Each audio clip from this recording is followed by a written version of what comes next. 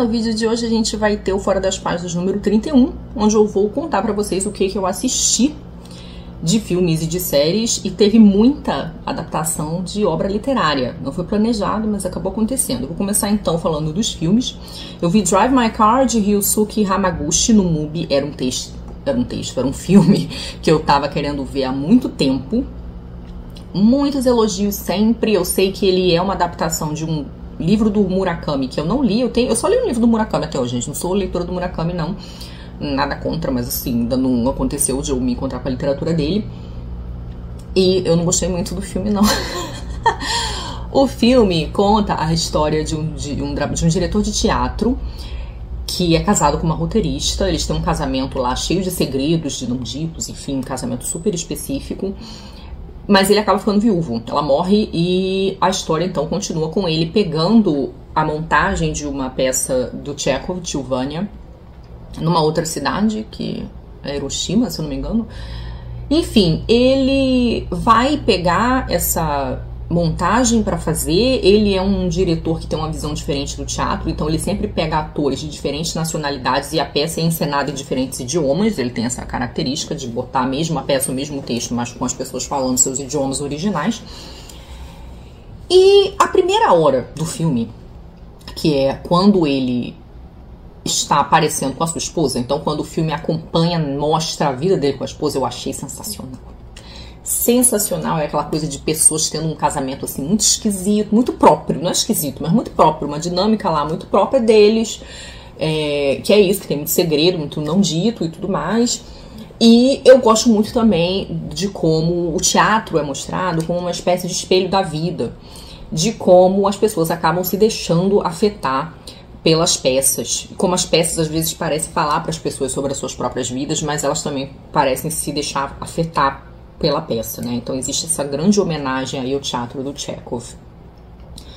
Mas a segunda parte, quando ele está então nessa outra cidade para fazer a montagem, é designada para ele uma motorista, que é uma mulher muito calada, muito jovem, e ele passa a conviver com essa moça. O meu problema começa por aí, porque a gente não sabe nada da vida dessa moça que não seja dito por diálogo expositivo. A gente só vê a moça dirigindo, mas como ela fica dirigindo boa parte do tempo, ela vai começar a conversar com esse cara e ela vai começar a falar o que acontece na vida dela, muito por pressão dele, assim, um pouco, né? Por sugestão dele, porque ela não queria falar originalmente. E aí a história vai ficando degringolando pra frente, assim, o modo como as coisas vão se desenvolvendo, a relação dele com essa moça. E o final do filme pra mim é horrível. O modo como o filme termina, assim, é um delírio. E, enfim, em grande parte porque eu não gosto de filmes em que as pessoas precisam ficar contando as coisas através de diálogo para que eu entenda o que está acontecendo. O meu problema não é muito diálogo. Tem um diretor que eu amo, que os filmes dele são o surto do diálogo, que é o Eric Romer. Mas o Eric Romer é um autor da Nouvelle Vague, né? Ele está associado à Nouvelle Vague, muito realista. As pessoas parecem pessoas normais e elas ficam falando. Então é aquela fala que parece muito normal, que aí começa um assunto, passa para outra, as pessoas não estão se ouvindo direito, a pessoa se interrompe umas outras, enfim, aquela coisa que mistura o importante com o desimportante. Então, assim, mesmo o diálogo é muito realista nesse sentido. As pessoas parecem que estão realmente conversando como conversariam na vida real. E eu senti que nesse filme os diálogos são pro público, sabe? Então os atores estão sempre ali falando coisas para informar o público. E aí isso ficou me jogando pra fora do filme. Eu sei que tem muita gente que gosta, mas eu fiquei irritada. E realmente só a primeira hora do filme que eu achei sensacional. Depois eu fiquei só profundamente irritada. Inclusive achando que as ideias lá de teatro, que eram muito boas, não foram tão bem desenvolvidas. Pelo menos não quanto eu gostaria.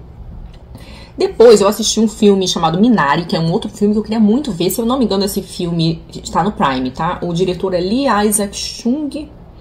O Xing, eu não entendi minha própria letra. Desculpa, gente, mas enfim, alguma coisa parecida com isso. E é a história de uma família coreana tentando se estabelecer nos Estados Unidos com muita dificuldade. Falta de dinheiro, doença, enfim, outros problemas. Eu não vou entrar no caso para quem quiser ver o filme. Eu me emocionei muito com esse filme. É um filme que ele tem alguns recursos para te emocionar. Uma trilha sonora, assim, meio que ajuda você a ficar dar uma emocionadinha e tal. Mas eu achei as atuações espetaculares. E é tudo muito difícil. É aquele filme que é muito em cima das dificuldades, as pessoas acreditando.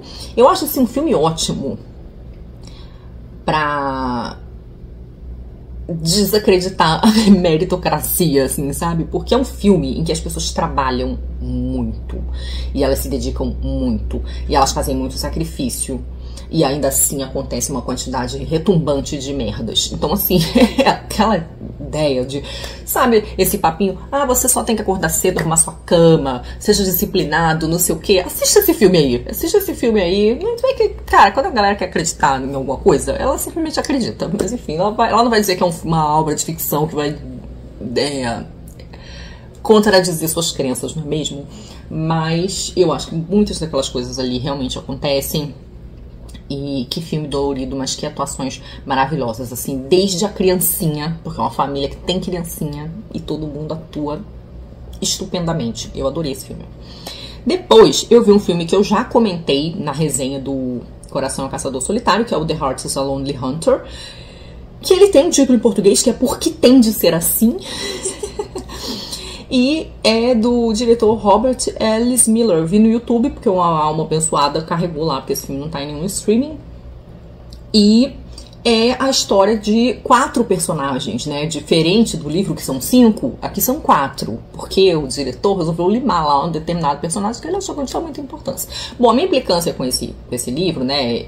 Aliás, com esse filme, ele se inspira na história da Carson, que é a história de 4 personagens ali orbitando um homem surdo, que se chama Singer, e as mudanças, vamos dizer assim, que essas pessoas têm na percepção das suas vidas no contato com o Singer. É muito uma história de projeções. Só que enquanto a Carson é uma autora muito sutil, ela não dá certeza de nada, você nunca sabe direito qual é a dos personagens, ela nunca encaixa as pessoas em papéis muito certinhos, ela faz muito uma certa transgressão do papel de gênero com seus personagens. Esse é um livro de 1940 e ele retrata o final da década de 30. Um sul ali dos Estados Unidos, né, o livro se passa no sul, muito assolado tanto pela segregação racial quanto pela Grande Depressão. Então, assim, racismo, pobreza, pessoas vivendo diferentes tipos de degradação. Só que o livro, enquanto ele é muito sutil, muito complexo, as coisas são muito sugeridas e algumas coisas ficam na dúvida mesmo, esse filme vem e acaba com qualquer sutileza possível. Ele simplesmente simplifica os personagens, tudo que era dúvida ele torna numa certeza, então ele escolhe uma perspectiva que não estava dada no livro, e ele torna o personagem principal, o Singer, que é um personagem ele é muito calado, misterioso, um pouco passivo, num personagem muito ativo, uma pessoa que está muito ativa na proposta ali, na missão de melhorar a vida das pessoas, coisa que não está no livro. Então, assim, o espírito do livro é completamente diferente no filme, o que não quer dizer que seja um filme ruim. O filme não é ruim, o filme inclusive tem ótimas atuações, ele recebeu indicações ao Oscar, mas ele tem o espírito da história, assim, completamente diferente. Eu não acho que ele vale, você pode tentar assisti-lo enquanto filme, não enquanto uma tentativa de resgatar o que a Carson McCullers fez. Porque tirando, assim, contextos, o tipo social, físico, gênero dos personagens, o espírito da história foi assassinado nesse filme. Então é isso. Como adaptação eu não gostei, mas assim, é um filme mediano, não um filme horrível. Isso não tem nada a ver com o livro. O último filme que eu assisti também, o Minari, eu acho que não é uma adaptação. Se eu não sei de que livro seria, mas A Última Estação, de Michael Hoffman, que eu assisti no Prime, esse sim, ele na verdade não é uma adaptação literária, ele é uma romantização de uma fase da vida do Tolstói. Então ele vai contar, como eu tava lendo essas histórias do fim da vida já do Tolstói ali, né, o Sonata Kreutzer, que foi numa época de tretas com a mulher dele ali, na época que ele tava vivendo o tolstoísmo, lá a seita que ele inventa. Esse filme é exatamente sobre esse período. Ele é sobre o período próximo à morte do Tolstói, quando ele tá em tretas infinitas com a mulher dele, porque ele quer se desfazer tanto dos seus direitos autorais quanto das suas propriedades, por causa dessa visão religiosa que ele tem, que além de moralista e utilitarista do ponto de vista da arte, busca uma certa igualdade de classes, e a mulher dele que quer preservar o patrimônio familiar, quer defender o direito dos filhos dele. Ela ali que foi editora, revisora, cuidadora da obra dele de diversas maneiras, preservou o legado dele literário e biográfico, né, biógrafa dele também, fotógrafo, tudo que a gente sabe de Tolstói, essa mulher lutou para que chegasse até nós. E ela tem essa discordância, então, em relação a essas atitudes unilaterais que ele toma. Ela acha que ela tem sim que preservar os direitos dela como esposa e editora, e dos seus filhos como herdeiros. Então existe essa disputa, o filme é sobre isso.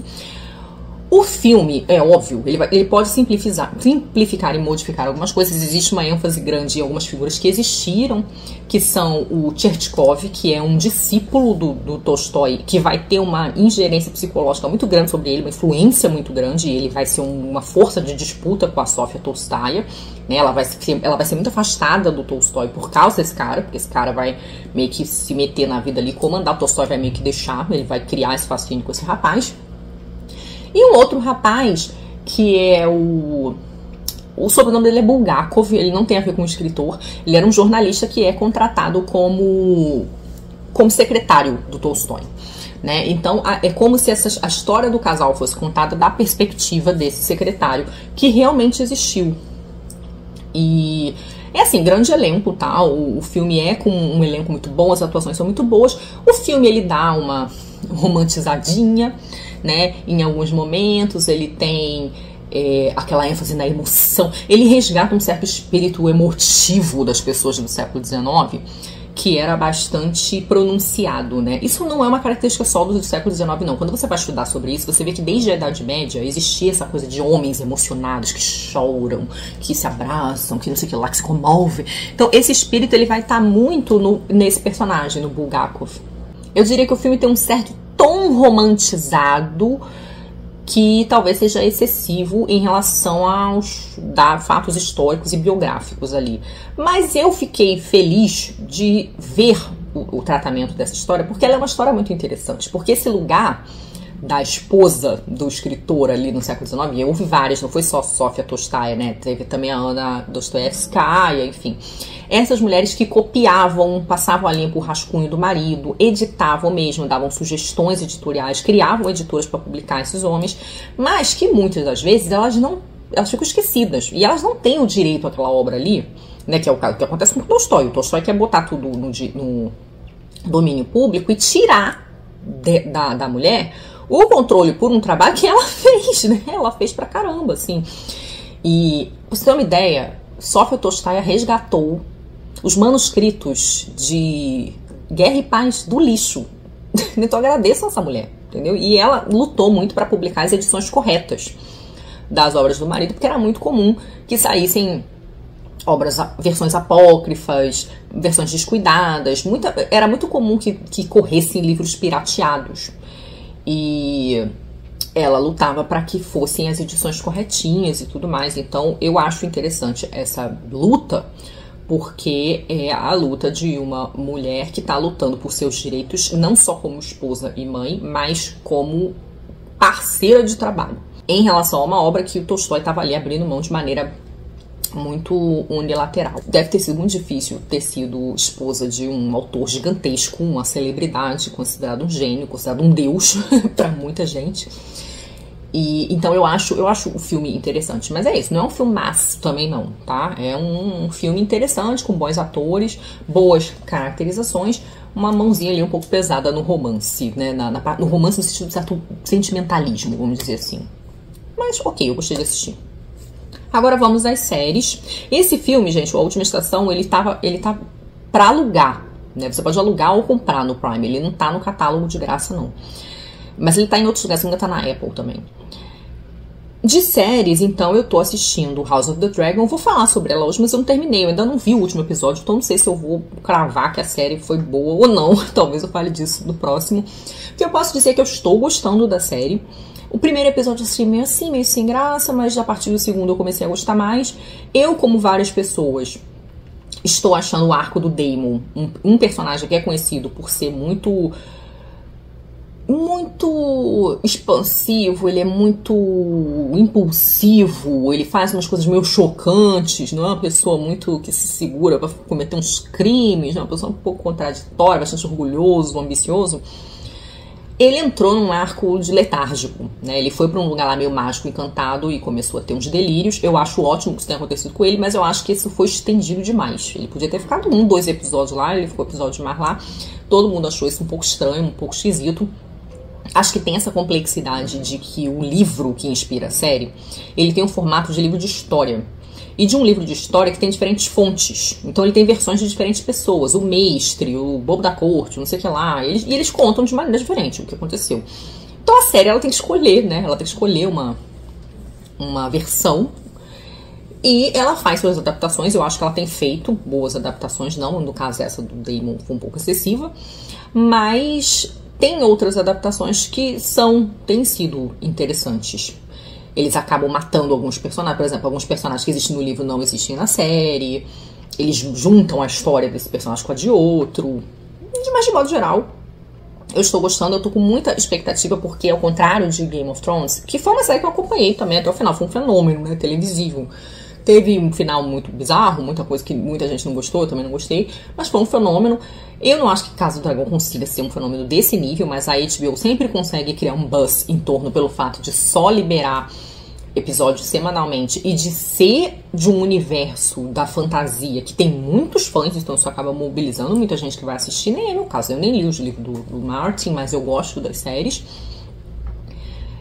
E eu tô com boas expectativas pro final, porque essa série tem dragões muito bonitos. Enquanto o Game of Thrones mostrava os dragões tudo no escuro, botava tudo no escuro, a gente não enxergava nada do episódio, eles diziam que a culpa era da nossa televisão, a maluquice. Nesse não, você vê dragão de dia, você vê dragão de perto, e os dragões são apavorantes, são lindíssimos. Então, assim, isso tá realmente empolgante. E tem essa questão, né? Não tem como... É uma guerra familiar de uma família que é montadora de dragões. A gente já sabe que vai ser devastação. Não tem como o final não ser esse. Briga de dragões, vai morrer, não vai sobrar ninguém. É isso que eu tô esperando. Eu tô esperando que não vai sobrar ninguém. E vamos ver. Eu só estou achando que a briga de dragões mesmo não vai rolar no último episódio. Vamos ver quão profética eu estou sendo. Pelo andar da carruagem, eu acho que vai começar uma certa movimentação lá. Uma movimentação náutica, mas não a movimentação dos dragões em si. Eu não sei se a gente já vai ver Guerra de Dragão nesse próximo episódio, que é o último, e depois a gente vai ficar um tempão sem série. Como a gente já sabe que vai ter uma terceira temporada, eu acho que eles vão deixar o dragão para brigar tudo na outra temporada, e a gente vai ter que ficar feliz de ter visto o dragão de perto. Já vimos uns dragãozinhos brigando, já teve isso, já teve briga de dragão aí no 5º ou 6º episódio, mas agora acho que não vai ter mais, não. A gente vai ter mais dragão aparecendo, mas dragão lutando, acho que não. Mas eu estou gostando da série. Eu vi uma série indicada pela Luciana, que é companheira aqui de leitura, apoiadora do canal, que é o Dançando para o Diabo, no Netflix. Eu e Luciana, a gente tem uma obsessão com seita. Então, assim, com pessoas que criam seitas e pessoas que seguem seitas. A gente fica assim, gente, como que a pessoa caiu nessa, né? Tipo, o quanto as pessoas querem ser tuteladas, né? Como elas querem uma figura de autoridade que diga pra elas o que elas têm que fazer. Deem respostas fechadas e tudo mais. E aí, cara, tem essa seita muito louca que surge com dançarinos no TikTok. Então, eles estavam lá dançando no TikTok, já tinham um certo sucesso, já tinham uma certa relevância, só que eles começam a ser agenciados por um homem chamado Robert, que ele era um pastor de uma igreja lá que ele funda, que chama Shekinah. E as coisas começam a se misturar. Ele vai se aproximando dos jovens, todos os jovens que têm uma certa inclinação religiosa. Porque tem uma menina, né? A série ela tem um núcleo, que é a família de uma menina. Essa família tinha 2 filhas, elas são dançarinas juntas, uma é mais velha do que a outra e tudo mais. A mais velha é a que entra na seita. E elas faziam tudo juntas até que a outra vai pra seita. Mas elas não eram de uma família religiosa. Elas eram, assim, família de tradição católica, mas não eram religiosos. Mas essa menina mais velha, ela começa a namorar um cara que ele é religioso e ele já está na religião, na igreja, frequentando a igreja e a casa desse pastor, que é o agenciador também lá, o agente. E ela casa com esse rapaz, junta com ele lá e eles entram na religião e ela fica muito religiosa. Essas meninas existem, você entrar lá no Instagram, no TikTok, eu já esqueci, obviamente já esqueci o nome delas. Mas elas existem, você entra lá no Instagram e vê. Então os dançarinos que são mostrados nessa série documental, você vê eles lá. Mas uma coisa que eu achei um pouco estranha, não sei se é porque as coisas acontecem em Los Angeles, é que algumas das pessoas que dão depoimento, como amigos das pessoas, né, que foram cooptados pela seita, que passaram muito tempo dentro dessa seita, são atores de séries que eu assisti. E isso deu um certo ar de superficialidade pra mim. Eu fiquei pensando que uma solução pode ser que a série tenha botado atores para representar outras pessoas que não quiseram aparecer. Pode ser que tenha sido isso. Eu sempre acho que alguns desses documentários da Netflix, especialmente quando eles envolvem certas pessoas que já estão na internet muito ativamente, eu às vezes acho que o negócio, eu não sei, parece um pouco jogo de marketing para algumas pessoas. E esse caso foi um caso que me deixou na dúvida, visto que as pessoas já eram famosas na internet, mas aparentemente o tal cara lá existe. Tem matérias de jornal falando sobre essa seita, falando sobre o processo, né? O que realmente me deixou com a pulga atrás da orelha foi ver atores depondo como amigos que ajudaram a pessoa a fugir da seita, não sei o que lá, e que o cara era claramente um ator da série que eu assistia e outro dia. Né? Então eu também não sei se é porque eles são do meio artístico, né, que isso aconteceu, enfim. Mas é isso, uma coisa aleatória, uma seita que coopta dançarinos do TikTok, gera uma dinheirama enorme, e essas pessoas têm essa impressão de que estão muito bem sucedidas, porque ganham dinheirama enorme, mas como elas são religiosas, elas têm que dar o dinheiro do dízimo, o dinheiro do Senhor, do homem de Deus, que é isso? Isso é uma coisa que ele inventou, que é obviamente ele mesmo, o dinheiro da igreja. Então basicamente as pessoas acabavam dando 70%, 80% de quanto elas ganharam pra esse cara, né, com nomes diferentes de finalidade, mas que basicamente é esse cara, né, que é esse pastor. Enfim, fica aí a recomendação pra quem, como eu, é a totoca da seita. Isso não é série, né? A BBC publicou recentemente um programa longo, assim, de 1 hora, entrevistando a Katy Torres, aquela moça que era tipo uma guru, uma coach, né? Que também começa com um negócio de seita aí. E ela foi objeto de um podcast do Chico Felitti, e ela está presa aqui em Bangu, né? Aqui no Rio de Janeiro. E ela concedeu uma entrevista. E ela falou às meninas, porque a seita dela envolveu tráfico de pessoas e prostituição. E essas meninas moveram um processo contra ela e tudo mais. E a BBC conseguiu entrevistar a Katy Torres, que é uma coisa que o Chico Felitti não conseguiu. Não conseguiu em parte porque ela cobrou, né? Ela disse que só daria entrevista se pagassem. Eu não sei como que a BBC conseguiu, mas a BBC conseguiu entrevistá-la lá na cadeia. Então, pra quem tiver interesse, tá aí no YouTube, só procurar o canal da BBC.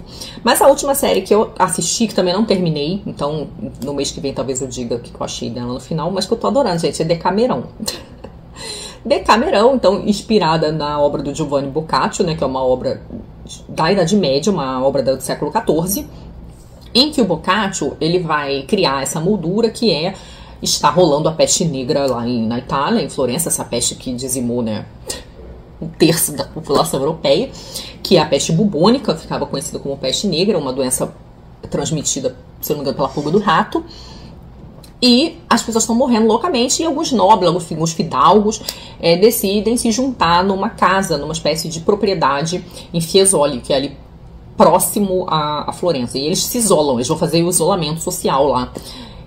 Nesse lugar, e para se distrair eles contam histórias, e essas histórias falam muito sobre a cultura deles, né, sobre a cultura religiosa, a cultura social e as suas hipocrisias. Então são histórias, várias histórias têm cunho satírico, o que fez com que a obra fosse assim um pouco mal vista pela igreja, né? A igreja estava assim num processo de começar a perder relevância, né? A gente está vendo ali o início do florescimento do Renascimento. Então, mas ainda uma cultura em grande medida medieval. Então as pessoas vão ali contar casos morais, religiosos, sociais que ressaltam a hipocrisia. Mas então são 10 pessoas, acho que 7 mulheres e 3 homens. Cada um deles vai contar 10 histórias, então no total seriam 100 histórias. É um livro grande, então. E o Boccaccio, ele tá aí associado a uma certa inovação literária, porque esse livro, ele tem um quê de coletânea de contos, quase. Porque os contos que as pessoas contam, elas não são necessariamente histórias que têm a ver com a pandemia, né, com a pandemia de peste bubônica. elas são histórias que as pessoas estão contando para se distrair, né? Estão usando ali a literatura para se distrair. Então ele tem um quê de Mil e Uma Noites, né? Por causa dessa coisa de passar o tempo com as histórias, uma coisa de contos. E de contos que estão falando ali da vida, muitas vezes, das pessoas, que não são das grandes pessoas, né? Então, das pessoas ali, vida comum, né? Então, essa obra do Boccaccio, ela é considerada ali uma coisa muito importante do ponto de vista literário, por essa mudança de perspectiva literária, e também por contribuir para, de certo modo, fixar um italiano, né? Essas obras literárias têm essa importância muito grande de institucionalizar uma certa língua, né? Isso aconteceu com Dante Alighieri, isso aconteceu com Shakespeare, né? Na maneira como as suas obras vão ali cristalizando uma certa versão linguística. E aí essa série da Netflix, ela é inspirada. Ela se passa em Florença no século XIV, ela vai ter como pano de fundo a peste, e vai ter essas pessoas, talvez não exatamente nesse mesmo número que está descrito no livro do Boccaccio, mas essas pessoas realmente vão ali se juntar, vão ficar confinadas e vão viver algumas coisas. Então, assim, é uma série de comédia, é uma série escrachada, eu estou me divertindo muito. E ela é uma daquelas obras, eu acho que isso veio pra ficar, esse tipo de obra, né? Eu falei disso nos últimos Fora das Páginas, até de alguns filmes que não funcionaram muito pra mim não, mas acho que como comédia pode ser que funcione mais.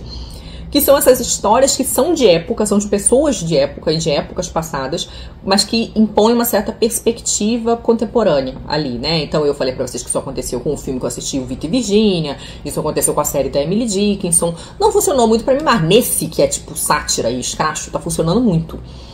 E qual é a perspectiva contemporânea, eu acho que é colocada ali? Em primeiro lugar, apesar de a história original se passar na Itália, é uma história com grande representatividade étnica. Então tem personagens de origem indiana, árabe, personagens negros, é bem diversificada nesse ponto. E também existem várias histórias que envolvem e personagens que vivem a homoafetividade. Mas é tão divertido, gente. É muito divertido. Eu tô achando um ótimo entretenimento. Eu não acho que ele traia o espírito do livro, que tem muito de satírico, e eu acho que ele também explora uma certa estética da Idade Média de uma maneira muito divertida, porque é tudo muito exagerado. Mas é muito bom, assim, os lookinhos das pessoas, é tudo muito bom. O modo como eles conseguem fazer a sátira se ressaltar nos figurinos, que ao mesmo tempo são bonitos, são um quê de bastante exagerados, assim. Eu preciso dizer que, olha, Netflix acertou muito. Sem contar que botou duas atrizes que eu gosto muito, né? Uma das atrizes que fez a série Girls, e a outra, que é a protagonista de uma das minhas séries favoritas, que é Derry Girls, aquela série sobre meninas irlandesas estudando nos anos 90. Então tem essas duas personagens que estão icônicas. Eu realmente estou gostando. Eu sei que nem todo mundo gostou aí desse lançamento, não. Teve gente que quis assassinar a Netflix, mas eu queria dizer que eu estou adorando. Então é isso, gente. Essas foram as coisas que eu assisti. Me digam aí se vocês viram algumas dessas coisas e também indiquem pra nós o que vocês assistiram e gostaram e acham que vale bastante a recomendação. Muito obrigada mais uma vez pela companhia. Muito obrigada aos apoiadores e membros por apoiar meu trabalho. Um beijo grande e até a próxima. Tchau.